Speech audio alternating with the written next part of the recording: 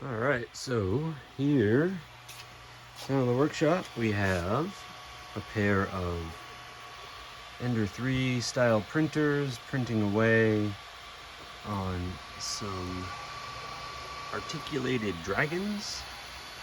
These are some of the mini ones that we're going to sell at some of the upcoming events in Sutton to raise money for the Trunk or Treat 2023. Down here in the bin we have oodles and oodles of completed dragons, all ready to go for sale, all with different filaments. All of these have been printed pretty much on these two printers, running almost 24/7 for a few weeks now. I'm printing a lot of them with these kind of neat dual color or triple color kind of co-extruded filaments. So they give you sort of this multicolor effect, even though these are just single color printers or single filament printers. So we're just kind of running a few of those here. And we can make maybe 10 or 12 of these dragons per roll of filament. So it's pretty good. Each one of the full-size ones takes about, I think these are about 12 hours to print per model.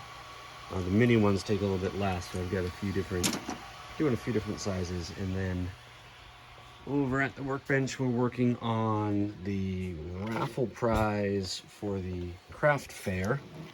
That's going to be sort of a combination flaming skull kind of model that was available, sort of a base model on Thingiverse, and then they updated it with some features to allow it to have some electronics or some power, at least, for doing some LEDs that will kind of embed inside here. So I'm going to start wiring up the LEDs. Again, this is one of those dual color filaments. It's like orange and green, and it just looks fantastic. So we're going to do that, and there's going to be a cool skull sort of sitting here, and the skull's going to have these really neat transparent LED eyes too. So we'll fire that up, and that's going to be someone's prize for an upcoming raffle at our Arts and Crafts fair down in the Common.